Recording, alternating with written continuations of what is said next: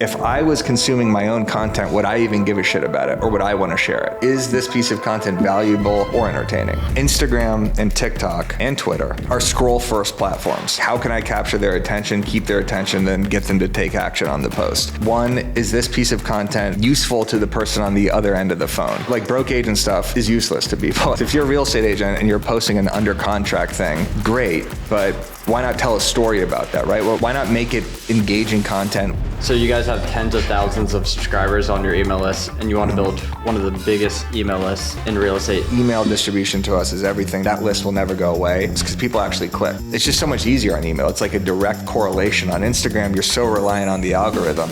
It's crazy. You guys were the first to bring like social first into real estate media. You guys grew pretty fast. You went from like struggling realtor to millions. I don't want it to just be Instagram Reels or just memes or just tweets. You have to mix it up because that's what keeps people's attention. If you're always expecting the same sort of content, the same face, the same background, the same setting, that's when you start to lose people. What does the future of media and real estate look like?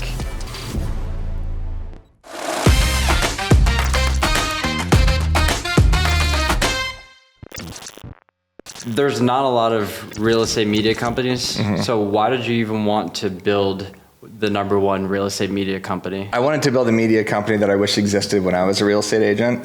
I got my license in 2014 and was getting direction from the leads of my team. I was a buyer's agent, from real estate coaches, from different blogs, Inman News, which was behind a paywall, and the information was just completely all over the place.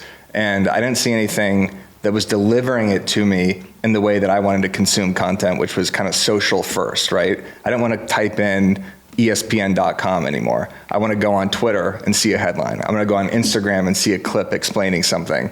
So I wanted to build a media company with Byron around the way people consume content today, which is social first, no paywall because we could get this information anywhere, and content that's actually delivered through creators and personalities that I can relate with. Like Byron Lazine, my partner, he runs the #1 team in Connecticut. So any sort of information I'm reading or getting from him is information from someone who's actually doing the action. You and Byron are arguably building the Barstool Sports of real estate, but what you're building, the media company, the media brand, is very relatable for any agent or really any business to build a media company that helps fuel their main business.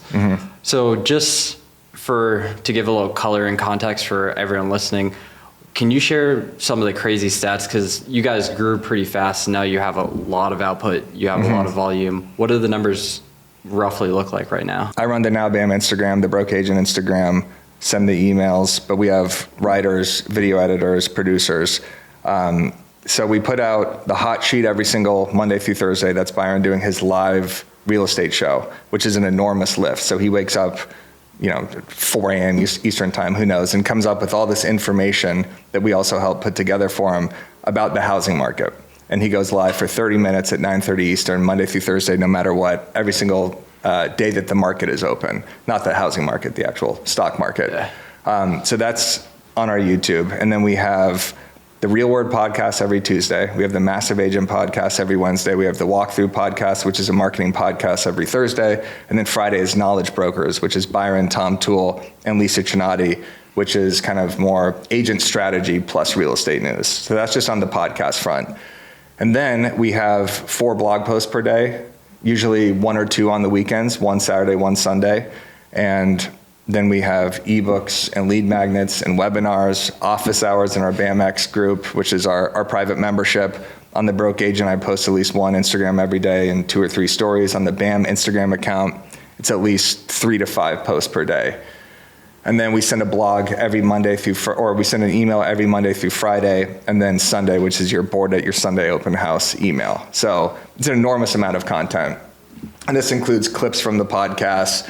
It includes housing data and stats, agent strategy, marketing tips, just really what we think agents want to consume, and just completely sifting through the bullshit, because there's so much information being fed to us. We want to be your go-to source where every day, if you do type in nowbam.com or go on our Instagram or Twitter or Facebook, you just see the articles that it's the real estate news that affects you, and it's also content that helps you improve your business. It's crazy. If you look at, you went from like struggling realtor to getting the broke agent to millions, and then now just the volume of like the output, the creative team. Did you even imagine you would get to that place in this amount of time, or? Well, it's been 10 years, Yeah. so it's been a slow amount of time. People see the end result, but they don't understand that it was me just posting an Instagram 3 times a day. And then I don't even know if Instagram stories existed in 2015. I didn't know what direction I was going to go into. The initial goal of The Broke Agent was to go thebrokeagent.com. It was kind of like, remember collegehumor.com, or how old are you? I'm 30. Okay, funnyordie.com, or one of these kind of comedy sites. That was kind of the route I thought that this could take, was comedic sketches and just funny content that agents could consume. But then I had no idea how to monetize it, and I thought that just humor is not enough value for people. I was actually good at social media. I knew how to get attention. I knew how agents could get attention on social media. So once I kind of connected those 2 dots of how do I provide value with humor, that's when other stuff started happening. So it was nothing but memes and comedic sketches and tweets and Facebook posts for basically 4 years. You know, Actually Agents, my arch rival. Yeah. Good friend now. He came out with an Instagram hashtag ebook. So Actually Agents, for people watching this, he has a real estate meme account. And I was like, that's a really good idea, because he's providing value, he's collecting email addresses. So it kind of sparked something in me to start putting out this content, not just in blog form, which is free to people, but putting it behind a lead magnet and email capture. So I did an Instagram ebook, 20 ways to grow your Instagram account, Instagram hacks, hashtag strategy, who to follow on Instagram, put them all behind these lead magnets and just start building an email list. And that was kind of naturally the first arm of a potential media company, was growing the email. And then it became BNN, the Broke News Network, the Over Ask podcast. So I was very naturally just accruing these media possibilities, without really the direction of, okay, this is now going to become a full-blown media company. But I knew podcasts, email lists, Instagram, Facebook, Twitter, I have something here where my distribution is actually growing a lot. In the partnership with like you and Byron, how did that come together? Did you guys both kind of see the opportunity? He came begging to me like a dog. Just no. Byron's been a good friend of mine for 10 years. So Byron's been creating content longer than anybody else in real estate. He had a podcast before The Broke Agent even launched. So I want to say 2013, 2014, he started doing podcasting and YouTube. And he had his own media company for agents as well. But basically, Byron was my conference best friend. He knew everybody in the real estate space. He was big in the Tom Ferry ecosystem. He's been around. He was big in, not big in Inman, but spoke there. And I just always wanted to go where he was, because he was just a great networker and a good person and knew all these people. And it was just fun to tag along, basically. The pandemic hit, and we were always talking about, let's do something more. Like, you have a great brand, I have a great brand.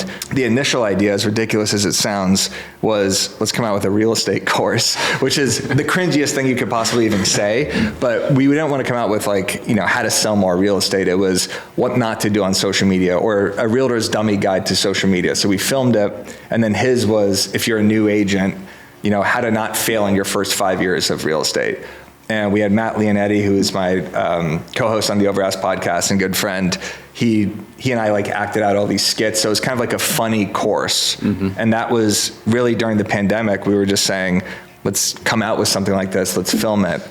But we also just saw a huge opportunity the way legacy media and real estate was operating. I didn't see any social content that was moving the needle. I wasn't seeing a lot of podcasting. I wasn't seeing a lot of social media clips, or just the way people, as I said earlier in the podcast, were consuming content. We're like, there's a huge opportunity right now for us to create a media company, possibly sell this course, which we never even launched. But let's create a media company. I'm a writer, Byron's a podcaster, I'm a podcaster. He already has a media team. Let's call it Broke Agent Media, which is now, we got rid of Broke Agent Media, it's now bam.com, business and media for agents of change. Let's see what let's see what people like, basically. We launched with a bunch of blogs on the site, half marketing, half agent strategy, half real estate news. And it's been an insane journey and content hell, basically, if I'm being honest. For anyone who's watching, I know we're going to dive into BAM and the operations, the team, the content, the platforms, all of that. But why is that important for other businesses to learn those things? Well, being omnipresent is enormous if you're starting a brand or if you're a real estate agent. One of the smartest things that I did unknowingly was get the broke agent handle on all platforms, literally Pinterest, LinkedIn, Snapchat, Instagram, Facebook, TikTok, YouTube, everything. It was just, I want to be searchable, just as if you're, Realtor Caitlin or something, or you're LA Tucson agent or something like that. Not LA Tucson agent, that'd be psychotic. But if you're just Tucson agent, you want to be that on everything. So that way, when you pop up on TikTok, you immediately recognize, oh, I follow this person on Instagram. I'm going to recognize their content. So learning all the platforms, you kind of have to hone in on what's going to work best for you. Because if you're a real estate agent and you suck on the mic, you shouldn't be a podcaster, right? Like, you should not be sitting in front of a mic doing a weekly real estate news show, because that's impossible. You can obviously learn those skills and get kind of that, learn that muscle to be able to do it. But I think it's important to learn all these platforms, because there could be consolidation with these platforms. Like, TikTok was just deleted a week ago, right? So if you only learn TikTok, then your skills would not translate to blogging or copywriting, right? So I feel like I have become good on all these platforms because I force myself to write different copy for Facebook, or to find out how to get engagement on Twitter, or screenshot a tweet and post that to Instagram, or evolve with these platforms. You have a quote where you said, what you're doing at BAM, now BAM, it isn't just a museum of content. Yeah. You are very intentional with where you're building it and why.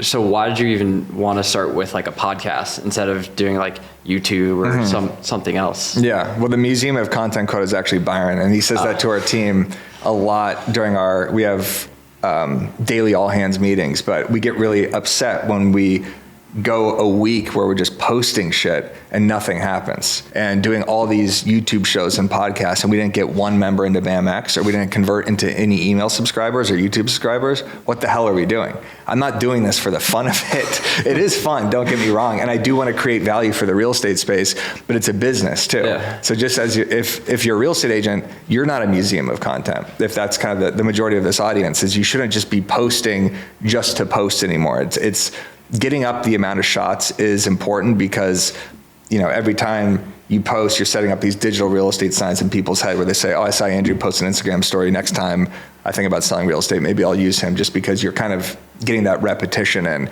But it's important to be intentional with the content of, what is the purpose of this? If they read the blog, is there an email capture, right? Or if I'm posting a clip of a podcast or something, what's the next step for them to do? Is it to watch the podcast? Is it comment the word this and they could attend a webinar? How can they dive deeper into what we're doing on different platforms? A lot of people who get into content, they just create content to create content without a purpose. Yes. And you had that, like, not that era, but you had that time where you were like building the broke agent.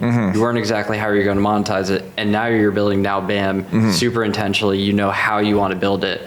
So how do you think through just posting to post versus, okay, let's actually think through the strategy. What should we be posting versus not posting? Well, there's a lot of people that say a post is better than a shitty post, right? Yeah. I don't know if I agree with that necessarily, because now the way algorithms are trained is they show what's good, right? So if you throw up a bunch of crap content in front of, just solds, just listeds, or announcement videos, or whatever the case is, and it's just the same thing over and over and over again, people are going to tune out of your content. If you're watching this and you're trying to build your own media company, email should be your number one focus, because you own that list. That is your number one form of distribution, and is not at the mercy of algorithms. If I post something on the broke agent, I could get anywhere from 150,000 views to 1 million views, or it'll get 80,000, like the numbers are all over the place. Same thing with the BAM account, because it's algorithms. Email list you own, and you create such a deeper connection with your followers, because you're taking the time to write something, it's going into their inbox. Everybody still uses and opens emails. Yep. Instagram and TikTok and Twitter are scroll first platforms. So you're basically saying like, how can I capture their attention, keep their attention, then get them to take action on the post? That's how I always look at content as, one, is this piece of content useful to the person on the other end of the phone? So if I'm just like broke agent stuff is useless to people. It's funny, right? But like, that's why it works so well, is because it's a scroll and then a potential share, get a quick laugh, right? So if you're a real estate agent and you're posting an under contract thing, great, but why not tell a story about that, right? Why not make it engaging content where you have to always think, if I was consuming my own content, would I even give a shit about it, or would I want to share it? Would I even listen to this, or am I just spewing out nonsense? And then I always have to course correct and try to figure out, is this piece of content valuable or entertaining? Email number one, YouTube I would say is number two, just because long form builds trust. So it's really important to have short form that marries your long form content. So YouTube builds trust and is the number one search platform besides Google. It is Google. Mm-hmm. So if you're an agent or a lender or whoever listening to this, you want to create titles that are very searchable. And then Instagram is the most versatile app. And I think because of this, TikTok ban, TikTok's back, a lot of people are just tuning into Instagram right now. And the way you could get emails and YouTube subscriptions with AI chatbots and DM automation, and I love the versatility of the platform. Instagram just feels like the platform that keeps evolving with everything, that is still hyper relevant and fun to consume content on. But if you were to think back on rebuilding and starting from zero, there's the difference of creating 30 reels to grow versus 4 YouTube videos or 4 podcasts. Yeah. Versus maybe going a newsletter. You would say you would focus heavily on the email side? No, actually, not at all.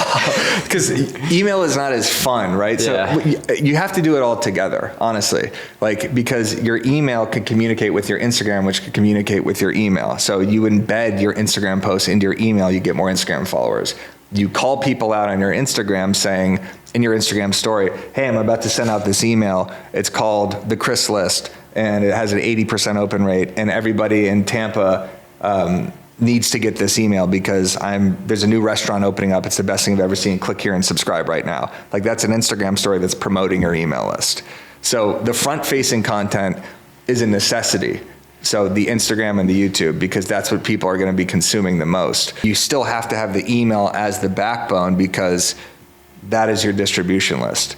That can change. If Instagram, for example, comes out with AI content that makes me obsolete, I still have my email list, right? Yeah. Or if you suck at creating Instagram reels or podcast clips or something, then you at least have your email. Or if Instagram evolves to a point where it's just creating content for us, who knows what's going to happen in the next couple of years? Content creation might be all AI generated. If we go back to your content output, you guys are doing somewhere between 6 to 12 shows every single week between long form clips and all of that, and repurposing that content to short form, to email, to blogs. As an agent or as a business owner, would it be a little more advantageous to go one way or the other? If you had to look at it from that lens as a business owner, you have to invest your time in one specific area. If you are trying to reach Gen Z, then you should be creating a lot more content on TikTok and Instagram, right? They're not going to be that excited about necessarily opening an email. If you are a real estate agent, which is the audience I always talk about, it's millennials, Gen Z, sure, are buyers coming up, but it's more millennials, kind of boomer generation, where you do have to be on the present if you want to hit these people where they're consuming content. If you're not posting to Facebook, there's a lot of 65-year-old people that aren't going to find you on Instagram or TikTok. Thinking about the hundreds of posts that you guys do, do you guys have buckets that you think through? Or how do you guys think through okay, here's the content strategy for this month? Or do you guys think in quarters? How does that look like? So we've been recently doing brainstorming sessions basically 5 days before the end of the month to set up content for the month. We should have been doing this from the very beginning, but this is how I've always planned out my content with the broke agent. Looking at the calendar is such an underrated thing you could do if you're a business owner, real estate agent, or whoever, is just seeing what's coming up. If it's January, NFL playoffs, college football, I think in terms of sports, but it's New Year's Day, so it's New Year's resolution posts. It's prediction sort of content. February, you have Valentine's Day, so it's your real estate agent. You could think, where would couples want to go for Valentine's Day? The top 5 restaurants that you could do for Valentine's Day under $100, right? So you look at the calendar and you kind of pick out moments of, I know kind of what the world is going to be like during these times, and how do I create content around that? Whether it's holidays, it's weather, it's going to be freezing in January. What are the warmest spots? Just creating content around trending topics is called trend jacking. When I did this Barron Trump joins Real Brokerage post today, that's very trending. It's a satire post, but Barron Trump it was just announced that he is starting his own real estate venture. And then also the inauguration was 2 days ago. And Real is like the hottest come up brokerage right now. So it's kind of marrying all these topics in one that like supercharges a post.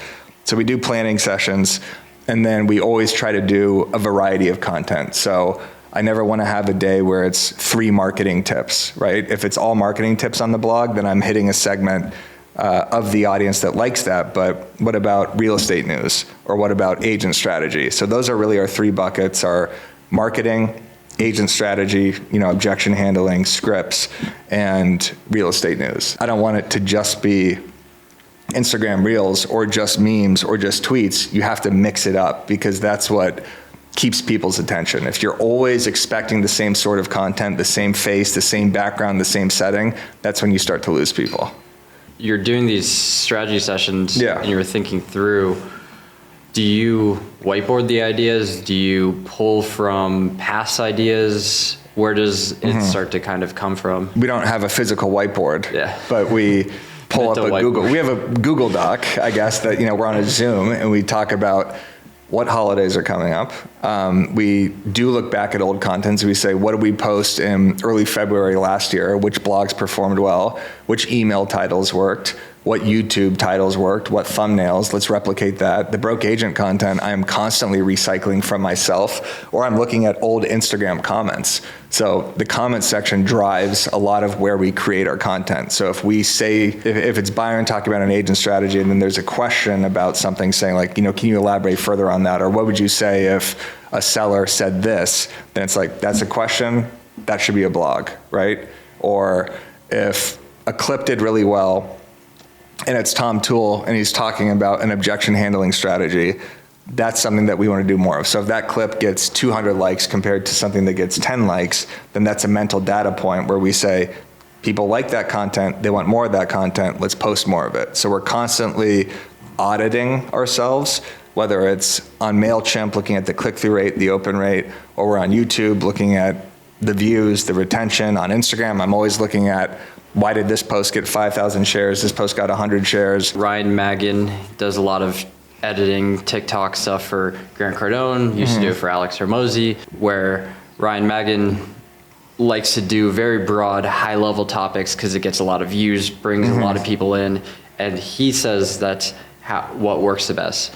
But then Alex did an audit on his content, realized he started talking about gyms, started talking about fitness and dating, and the wrong people started watching the content. The right people weren't watching it at all. With real estate, where I don't know if you've seen, but especially in the YouTube space, where it's like, it's very easy to go down like a negative news path and say, don't move to Tampa unless this. Is it good to keep posting that negative cycle despite the positive feedback that you get from it? Yeah, I mean, if you're posting just nonstop negative stuff and it's not actually converting for you, I would definitely stray away from that. A video, Tom Storey, do you know who Tom Storey is? Yeah. Yeah, so he's a BAM creator, Toronto agent, amazing YouTube channel, podcaster, amazing agent. He has a YouTube video that I think is first time condo buyer guide, and it's like a 30-40 minute video, and doesn't have that many views, but because it's the exact person that he's trying to attract,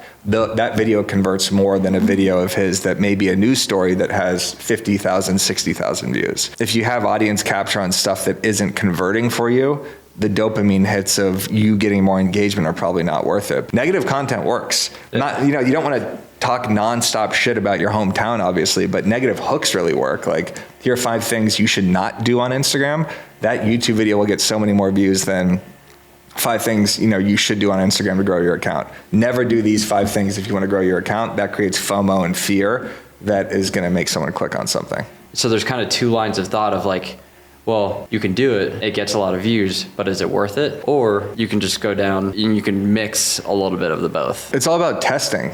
It's all about testing and variety. Like I am invested in crypto, but basically, the YouTubers, one day it'll be a Bitcoin to crash tomorrow, or next day it'll be a green candle. And it's the most clickbaity, annoying shit I've ever seen, because they're just getting me to click on something. It's kind of the same information. So if the information you're getting with the clickbaity thing becomes useless to you, that's when you would stop posting it. Now you've had more leverage, you start to be able to do a lot more. So if you were to just like rough numbers, what it kind of looks like across the board, and obviously it took time to build up to that. Right now we have Byron and myself.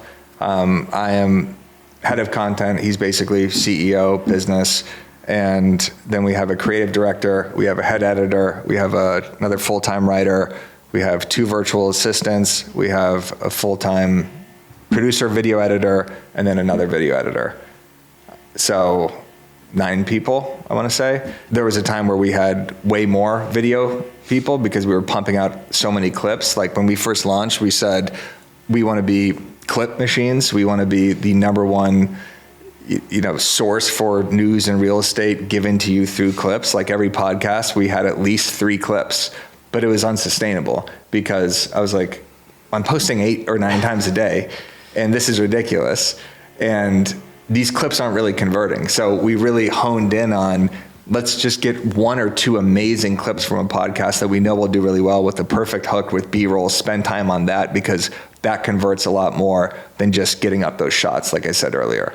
It's these meetings that we have every day of what has to go out. So it'll start with what's going on with video team. Okay, we have this podcast to produce, we have this webinar, we have BAMX office hours, and we want to clip on this. And then we go to the writers, and they talk about what blogs we have today. What can we draw from the YouTube videos and from the blogs that we could turn into Instagram content / Twitter content / Facebook content. And then we get into the email, basically. So you guys are pumping out a lot of long form now. Do you see more benefit as a media company with long form? Is that kind of the shift, or why? I think it's equal. I mean, long form builds trust, which builds more conversions. So if you listen to 50 minutes of an Over Ask podcast episode, you're more likely to buy into that sponsor, or you're more likely to buy a ticket to Bandmania, or you're more likely to just be invested in our community. Where we want to be relevant, we want to be in people's lives, we want to educate these agents, entertain, provide value. So some people won't ever open up YouTube. Some people won't get on Spotify and listen to an episode of Knowledge Brokers. I certainly haven't. It's one of our podcasts. I've listened to it maybe 10 times, It's a great podcast, but I'm not a real estate agent trying to learn these things. So I think they're equally as important. When you're putting out that much content and you're having to make sure it passes QA, QC, quality checking, it passes your standards, you have extensive knowledge in marketing. How do you play a pretty big hand in the reviewing of most content, or not really? The blogs, I read the blogs. When we first started, it was so many. Like, we didn't have a full-time writer yet. So it was basically Byron and myself getting all these blogs up. And I was like, every time someone comes on the site, there has to be something else. But for every clip I review, so every clip that gets posted is posted by me. So I review the clips. I will try to put like a text-based hook on it. The email, our creative director, Jill, usually builds that out, and then I retype up what the button to click would be, or I change one of the titles. I always do the email and preview text for the subject. Every email that gets sent out is me. So it's a lot. Yeah. And it never ends. Like tomorrow I'm going to have to do this, You just got to keep reviewing more content. Yeah, just reviewing content, creating content. It's a nightmare. I'm serious. It's great. I love it. But that was the thing with the broke agent. There was some separation as I did my post today, I'm a real estate agent, or I'm writing blogs, but that was it. I was just like, let me post today on Instagram and get 5 Instagram stories up. See ya. Now it's, well, if I don't post this content, what happens? What are we doing? Yeah. It stops. Have you seen the stuff about founder mode versus manager mode? No. That people talk about, like Brian Chesky, Airbnb? Basically, it's this idea that leaders have gotten to this world of managing where they're not really in the weeds and they're not really looking at stuff before it kind of passes the bar. Whereas, for example, what you do, quality checking the reels because you know social, quality checking the email in the areas that you know. I feel like that is probably one of the most underrated thing that some leaders do, is that they care about the weeds where it matters. I think that's what separates our content from the other media companies, is it has that extra touch, right? Or can there be a humorous twist to this? Or can we add a meme into the thumbnail, into our blog to get more clicks to it? There's a reason why people are tuning into us, right? And it's because of that attention to detail. It's because of, instead of just posting an Instagram clip and mailing in the caption and basically putting the captions is the same thing as what the Instagram is being said, the caption should be something engaging. Am I asking a question? Am I putting a poll into it? Am I using a DM chat bot like a mini chat or something to actually drive engagement to then get to the YouTube? It's all about sifting through the bullshit. When you scroll, how many pieces of content do you see? 50, 1,000, who knows? And it's so hard to get someone to actually stop on that and then read it. Do they read the caption? Do they then go to the blog post? Like, that's my goal, is to try to get them to do that. And if you don't pay attention to those details and you just mail it in, we're wasting everybody's time, including the viewer's time. Buddy, listening to this, if you're an agent and you're posting something, think, how can I make this better, right? Can I add a text-based hook on it, on this reel? Can I add a call to action that isn't just like and subscribe? Oh, I'm gonna do that all of a sudden now? I'm just gonna like and share this to my story because some idiot told me to share it? No, it's like, share this with a friend who also is glad that there's a Chick-fil-A being built here, or share this with a friend who you want to go see this movie with. You know, just something that like makes it more specific. Being someone who's like so in the details of the content and understanding the taste of like social media or the taste of email, how do you even get all the different people on your team to learn and develop that taste that you've built over a decade? Yeah. Well, you got to do it yourself first. So if you're not auditing your own content and you're still just publishing stuff and you're not reviewing, like I said, the shares, the click-through rates, the titles, the thumbnails, anything, you're not even going to know how to articulate that to somebody else. So it's all about learning yourself as what works for you, and then you can say that to someone else. So if our editors now really understand with the clip where I barely have to say anything, because I had a conversation with them probably 6 months ago where I said, we can't post any nod your head content. But if I'm saying something, or Tom Toole's saying something, or Lisa, and it's stuff that everybody kind of already knows, that's nod your head content. It's, is this a new piece of information? Is it valuable? And can you take action on it? Otherwise, let's not even make a clip, right? Like, why spend 3 hours? That's a $80 clip or $100 clip right there. It's not even worth it. If you don't do it yourself and you don't develop that muscle, you're not going to know how someone else can do it. So it's all about developing the muscle and knowing how to frame your content and copy. Yeah, it's basically one, becoming a consumer, becoming good yourself. So yeah, consuming. You can teach them. Yeah, that's something I didn't even talk about. It's just, I consume so much content because it gives me ideas and I see the way other people are doing it. So when I see Hermosi go, he's doing every other now. He does clip, educational, super valuable, and then he does a reel with just text-based, which is like a quote. And there's a reason he's doing that. And I see that. I see Sharon doing that, president of Reel. And I'm thinking, there's a reason they're doing it, right? It's working. I take note of that and see, this got more engagement than that. There's a reason. Let's try it in our content. If you're not consuming and you're just publishing in a vacuum, you're not going to do well. When you look at the different revenue streams that you guys have, BAMX, which is the education side, you have ads, sponsors, deals like that. You have events, you have other things you're putting on. What have you kind of learned around how you want to monetize it versus how you don't want to monetize it in the long run? Advertisers and sponsors will always be, a backbone of our monetization, because we're a media company and because people want distribution. We have eyeballs, we have real estate agents. So if you want real estate agents with a company that has a lot of trust, you advertise through us. And our advertisers are not slapping a banner on some email ad, right? It's memified, or it's worked into our content where it's value, value, value. Then here's the product that could actually help you perform that task. We've only picked and used sponsors that we actually use, so that Byron has used in his real estate business, or something that I use for marketing. That's a heavy lift to deal with sponsors and advertisers.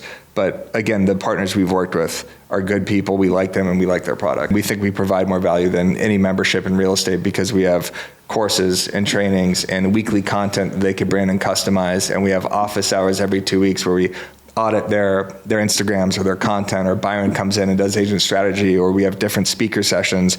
And we're moving over everything right now to school as our main community, which is just going to be a complete game changer because we're fragmented right now in a Facebook group and on Uscreen. You do things for different reasons that are also lost leaders as well, where it's like, I know this probably isn't going to make money, but it's building that community. Let's throw a BAM camp, 100 people. Let's do a mastermind. Let's do things that actually push the brand forward, where people are more bought in, where down the road they might want to do something more with us. So you guys have tens of thousands of subscribers on your email list, and you want to build one of the biggest email lists in real estate.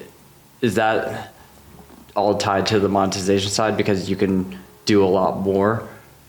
Yeah, the email is our main source of distribution right now for our content until we get to a place where our site is fully optimized, SEO. So email distribution to us is everything because, again, that list will never go away. It's the best way to promote our sponsors. It's the best way to get ticket sales to events, get people on webinars, because people actually click, right? I was joking earlier about how it's hell doing these emails every single day, and it is, don't get me wrong, but I love every day looking at the open rate and seeing this one got 46%, this one had a 6.5% click-through rate. What did I do in the subject? Did I have an emoji? Was it an alert symbol? Did I do all caps this time? Anytime I could look at that and see this got us more of something, it's just so much easier on email. It's like a direct correlation. On Instagram, you're so reliant on the algorithm that it could just be a bad algorithm day, which happens. It really does. Yeah. So that's why I'm so bullish on email. The reason I ask is because I feel like, especially in the world of social media with TikTok and podcasts and all this other stuff, like especially agents find it more common to just mail an email, and it kind of looks like a glorified like postcard or something. Whereas like you guys treat it as like the number one important thing, and I think that kind of says volumes for. Well, the number one thing that sponsors ask us, or someone who's interested in BAM, it's always, what's your email list? What's your open rate? What's your click-through rate? It's not, oh, you have 500,000 followers on Instagram. How many clicks did you get on that story? No one gives a shit about that because you can't track that, and because those numbers aren't real. You know, they are, but they're so inconsistent. But when you could say, we send 6 emails a week, our open rate's 47%, and we have tens of thousands of people, that opens eyeballs where they say, oh, okay, that's interesting. I definitely want to advertise with you guys. They throw me in 1 email per week and, you know, format the specific way. So you could track the growth and everything so well with it. When social media is kind of more of a crapshoot where you could post something and get 1 million views and pick up 10,000 followers, but they could be the wrong followers because you went viral for some reason, as opposed to email. It's like I'm hitting that community and it's growing that community. I don't know if you remember, but like back a couple of years ago, like the industry standard for emails was very, what is the 180-day action plan to put people on? Or like everyone's wondering, how do I automate email? Right. Whereas like you are heavily involved in it. Yeah. Well, it's the personality that comes out, and I try to do it more in our Sunday open house emails where I'll say like a little joke at the beginning, or if you're bored at your open house, do these 5 things and here's why. Any person that could personalize any sort of content, especially their email, people could tell when stuff is automated, right? Like I could tell if I'm just getting an email from a brand and there's not a human behind it or something, or I could tell when a real estate agent is posting something from some platform that they didn't customize. That doesn't work anymore. That worked maybe in 2018, 2019, or even before that, but that's just not the way people consume. There's a guy named Shane Bergman who I'm friends with, but he has a very personal email. The email is about what's happening with him personally. What restaurants did he go to? What is the story around his listings? That's so much more interesting than here are 3 listings and here's a link to housing data from Realtor.com or something like that. No one cares. Yeah, I think, and that kind of ties into like the world of AI. In a world where everyone's using AI and it all looks the same and everyone's creating the same local content around Tampa or LA without any personalization, it's just the same of the same. Yeah. So how are you guys thinking through like how you're going to leverage AI? I always talk about the importance of evolution. This is something I have specifically not involved on. Our media company, our video team, I use ChatGPT for the most simplistic forms of brainstorming, grammatical checks, content ideas, making a more clickbaity YouTube title, creating an image, but I haven't even scratched the surface. Building an audience is kind of the same as building a business, where it's like this constant roller coaster of like highs and lows, and like you're happy one day and then the next day like it sucks. And is there any like story that you can talk through about building BAM where it was maybe you didn't think like it was turning out the way it should have been? Yeah, or every day. I mean, there's a ton. I would say there was another really prominent, I don't want to say her name, but I don't know if she's a real estate coach, speaker, but I used to do blogs like 5 things to do while you're bored at an open house. And it would be like do laundry, throw rocks at birds. Just the dumbest shit you could possibly think of, but kind of more of that BuzzFeed style, comedic, entertaining stuff. And she talked about how no one should share this content. And there's been plenty of haters and people along the way saying like the broke agent is toxic, or why is someone like exposing the incompetence of real estate agents, or like, is this good for anybody? Is this funny? And then I came out with a book in 2018 called Commission Impossible, Rogue Agent, a comic book. Did nothing, like literally sold 10, 15 copies, if that, and put so much time and effort into that. Like me and this illustrator, Eric Lee, didn't make any money on it, of course, because why would anyone buy a comic book? It's so stupid, but I was like, this is the thing. It's real estate comedy, comic book. Maybe it's going to become the Family Guy of real estate. I don't know. That completely failed. I did a Kickstarter for a real estate animation once, which Tom Ferry donated like thousands of dollars to. So thank you, Tom.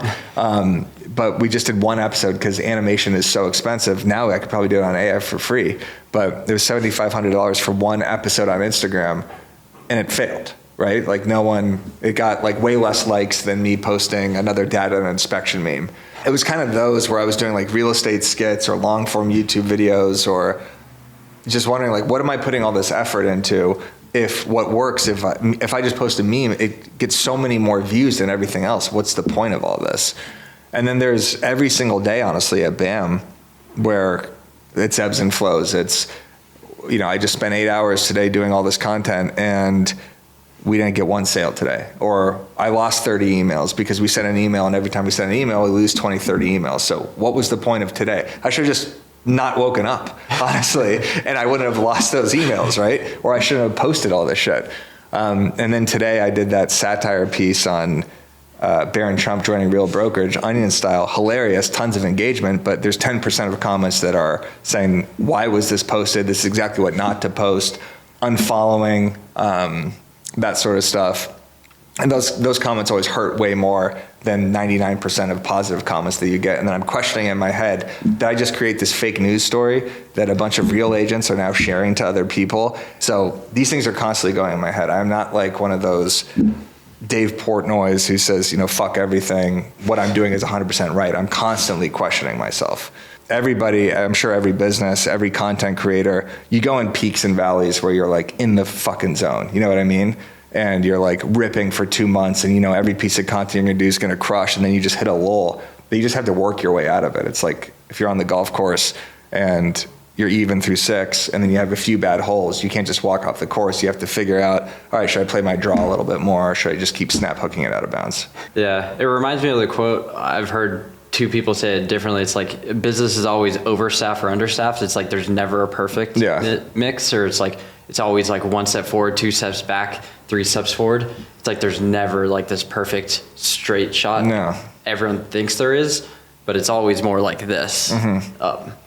What really helps is other people's feedback really helps, obviously, but like when I'm just publishing content in my apartment, I see like comments and stuff, but you don't feel like you're moving the needle. It's when I go to real estate conferences or we're having our own event and people say like, oh, like what you guys are doing is really good, or I only listen to BAM podcasts, or I only want to go to BAM conferences, or like you've built an amazing community.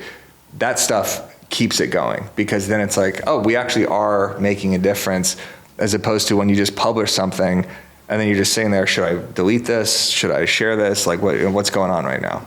It's hard to get out of your own head. You just have to walk around. I need to do way more of that, honestly. Yeah, it's hard. Same. Yeah. It would be nice if walked around a little more. Yeah, seriously, just walking around. Like, instead of behind a computer. Yeah, it's really hard. If you're just sitting there at a computer coming up with, I need to post something on agent strategy today.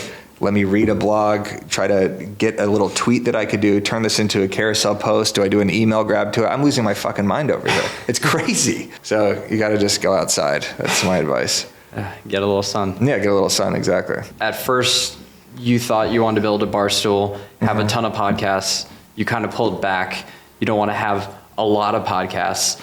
Like, what does the future of media and real estate look like? You can't oversaturate yourself or your own podcasts with 15 podcasts of agents pontificating and talking about why they're such good agents, right? It's like, Trump just launched Trump coin, and then he launched Melania coin that took off 60% of the market cap of Trump coin, right? But like, we shouldn't have 10 different podcasts because then we're dispersing all of the attention. Podcasting is great. People will listen to it, but I just don't think there's enough room in the real estate space for us to have that many. There's probably, 5 to 10 great, really, really good podcasts in real estate for people to listen to, because real estate agents are busy. So the future is what we're doing. Honestly, I think this is the future in terms of the clipification of the content and just meeting the consumer exactly where they are. Because I'm sure there's going to be a new app. I'm sure there's going to be new AI ways to post and consume, and we will be there, because that has been like the main principle of BAM and the broke agent, is evolve with these platforms. When TikTok came out, get on TikTok. When Instagram Reels happened, you have to learn Instagram Reels.